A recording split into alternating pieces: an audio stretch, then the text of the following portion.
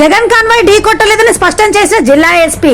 Guntur Etukuru bypass వద్ద Jagan convoy వాహనం ఢీకొట్టి వ్యక్తి మృతి చెందినట్లు జరుగుతున్న ప్రచారంపై ఎస్పీ సతీష్ స్పందించారు. ఉదయం 9:30 గంటల సమయంలో వెంగళాయపాలెంకి చెందిన సింగయ్య అనే వ్యక్తి టాటా సఫారీ వాహనం ఢీకొనడంతో కింద పడిపోయాడని, అతన్ని కొందరు రోడ్డు పక్కన పడుకోబెట్టగా పోలీసులు వచ్చే వరకు ఎవరు పట్టించుకోలేదంటూ అనంతరం జీజీహెచ్ ఆసుపత్రికి తరలించగా అప్పటికే మృతి చెందినట్లు ఎస్పీ వివరించారు.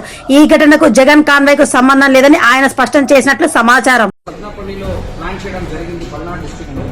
దాని గురించి మార్నింగ్ అరౌండ్ 9:30కి ఒక 30-35 వెహికల్స్ తో పాటు కాన్వాయ్, ఒక 11 వెహికల్స్ కాన్వాయ్ తో పాటు అరౌండ్ 35 వెహికల్స్ తో పాటు తాడేపల్లి నుంచి స్టార్ట్ అవ్వడం జరిగింది. 2 రూట్లో ప్రజలు ఉన్నారు.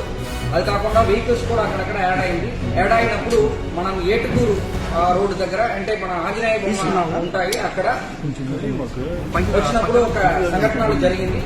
దాంట్లో ఏంటంటే మన చెల్లి సింగయ్య అనే వ్యక్తి వెంగళాయపాలెం విలేజ్ నల్లపాడు లిమిట్స్ లో ఉన్న వ్యక్తి యాక్సిడెంట్ లో చనిపోవడం జరిగింది. అక్కడ జరిగినది ఏంటంటే AP 26CE0001 అనే టాటా సఫారీ వెహికల్, అది కాన్వాయ్ వాహనం కాదు, ఒక ప్రైవేట్ వెహికల్.